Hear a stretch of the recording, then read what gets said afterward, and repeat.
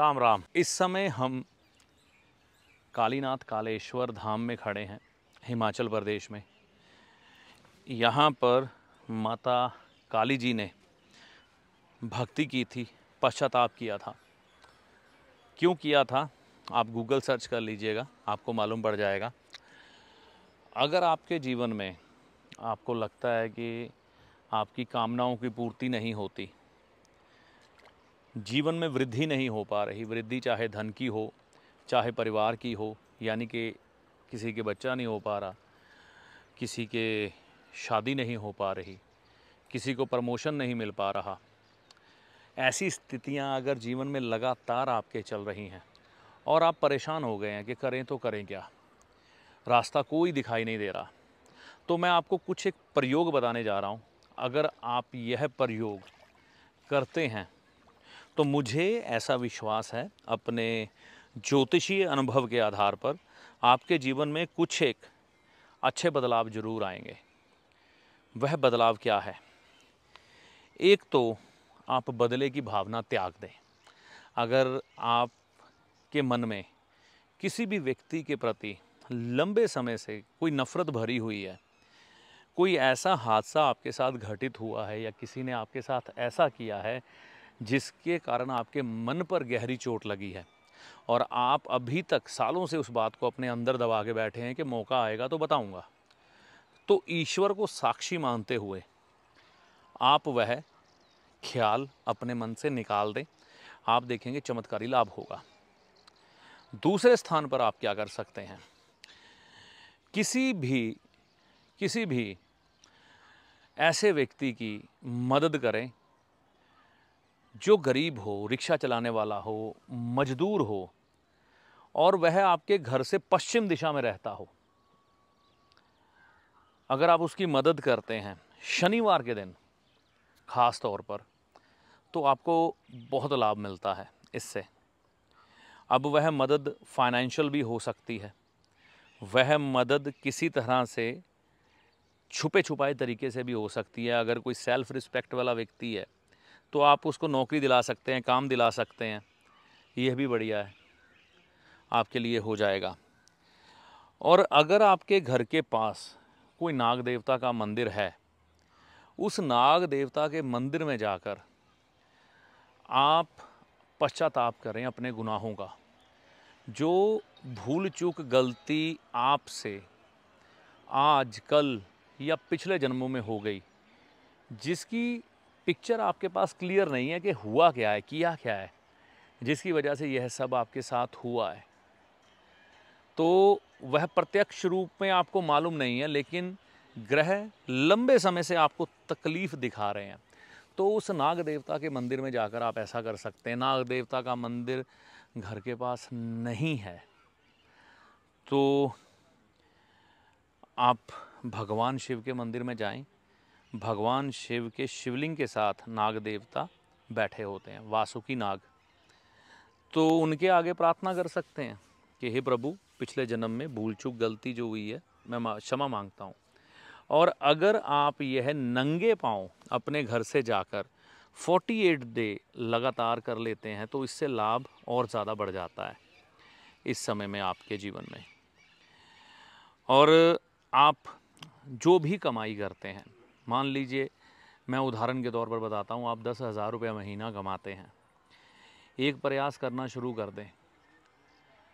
10% आपको शायद ज़्यादा लगेगा। अब जो व्यक्ति 10,000 रुपये महीना कमा रहा है ना, उसको 10% यानी कि दशवंत निकालने के लिए बोला जाए ना, वो कहेगा ये बहुत ज़्यादा है, मैं नहीं निकाल पाऊँगा। घर की ज़रूरतें पूरी नहीं हो पाती कई बार इतने धन से। 10% निकालने से कई बार बिजली का बिल चुकता हो जाता है 1,000 रुपये से। 100 रुपया निकाल लें भाई, 1% निकाल लो, 100 रुपया निकाल लो, निकाल के वह पैसा जमा करना शुरू करो। एक गुल्लक लगा लो, वहाँ पर डालते जाओ डालते जाओ डालते जाओ। 1 साल जब हो जाए ना, जो आपको साधु संत आपकी आत्मा से आवाज़ आए कि ये सच्चा है, तो आप उसको वह पैसा दें।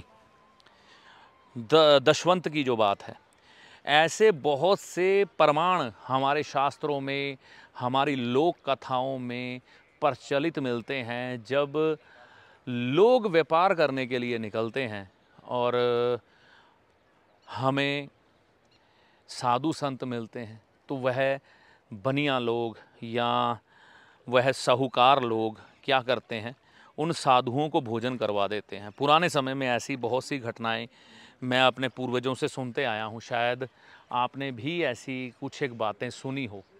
तो ऐसे संत आपको कहीं पर भी मिल सकते हैं, ठीक है ना। तो उनको आप भोजन करवा सकते हैं और उसके बदले में कुछ मांगिएगा मत। कई लोग उसी समय उस साधु के सामने, सन्यासी के सामने अपनी समस्या लेके भी बैठ जाते हैं। तो यहाँ तो फिर अदले का बदला हो गया कि मैंने आपका किया, आप मेरा भला करो। तो निस्वार्थ भाव से करना और करके भूल जाना, और इसका जिक्र कभी किसी से मत करना। यह कुछ चीज़ें अगर आप अपने जीवन में अपना लेते हैं तो मैं ये निश्चित तौर पर विश्वास के साथ कह सकता हूँ। क्यों? क्योंकि इस समय में जहाँ पर मैं खड़ा हूँ, ये ब्यास दरिया है, बह रहा है जो मेरे सामने। आज गंगा दशहरा है, तो इस समय मैं हरिद्वार तो नहीं जा पाया, लेकिन व्यास महाराज के सानिध्य में मैं ज़रूर आ गया। तो इनके पूर्वजों में से ही महर्षि पराशर जी हैं, जिन्होंने पराशर ज्योतिष की रचना की, ज्योतिष शास्त्र की रचना की। और महर्षि वेदव्यास को कौन नहीं जानता, महाभारत के साक्षी हैं। भगवान श्री गणेश जी के साथ बैठकर इन्होंने सारे शास्त्र लिखे हैं, जिनका अनुसरण आप और मैं आज भी कर रहे हैं। तो इनके सानिध्य में यह बात मैं बोल रहा हूँ, और यह बात जल में साक्षी होकर मैंने बोली है। इनके सानिध्य में अपने जिस्म को ले जाते हुए, अपने पैरों को इस जल में ले जाते हुए ये चीज़ आपको बोली है। अगर आप यह कर लेते हैं तो मुझे ऐसा लगता है ईश्वर की कृपा से आपके जीवन में धन, समृद्धि, वृद्धि, इच्छाओं की पूर्ति, कामनाओं की पूर्ति, परिवार में सुख समृद्धि, धन धान्य की वृद्धि, नौकरी में तरक्की, व्यापार में तरक्की करने से कोई ईश्वर की कृपा से नहीं रोक पाएगा। आजमा के देख लें, इन सब बातों का लाभ आपको माता रानी की कृपा से होगा। जय माता दी। देखिए, ज्योतिषी को कभी भी चमत्कारी बाबा ना समझे, जो जादू की छड़ी घुमाएगा और आपके सामने धन की ढेरी लगा देगा। और ज्योतिषी ना ही कोई जादूगर है जो छलावे में रखकर आपको आपके सारे दुख दर्द दूर कर देगा। ऐसा कुछ भी ज्योतिषी के पास नहीं होता। ज्योतिष विद्या एक ईश्वरीय विद्या है। ज्योतिष विद्या से हम आपके समय की गणना करते हैं कि कब आपका अच्छा समय है, कब आपका बुरा समय है, और आपको किन किन बातों का ध्यान रखना चाहिए, इसके बारे में हम आपको बताते हैं। और आपको बताते हैं कि आपको किस मार्ग को चुनना चाहिए और किस मार्ग पर चलना चाहिए। अपने अच्छे और बुरे के लिए आप खुद जिम्मेवार होते हैं। ज्योतिष के किसी भी शास्त्र में आपकी किसी भी तकलीफ को दूर करने के लिए कोई भी गारंटी नहीं दी गई है, कोई भी दावा नहीं किया गया है। सिर्फ आपको एक पथ दिखाया गया है, आप उस पथ पर चलें, उपाय करें। सारी समस्याओं का समाधान ईश्वर की कृपा से होता है। मैं अपने किसी भी वीडियो में कोई भी दावा नहीं करता हूं, क्योंकि ज्योतिष में दावे है ही नहीं। इस वीडियो में दी गई जानकारी आपको कैसी लगी, कमेंट करके अपनी राय दे। वीडियो अच्छा लगा तो लाइक व शेयर करें। चैनल पर पहली बार आए हैं या बहुत समय से चैनल के साथ चल रहे हैं तो इस चैनल को सब्सक्राइब करके जाएं। इस वीडियो में दी गई जानकारी का लाभ माता रानी की कृपा से आपको होगा। जय माता दी।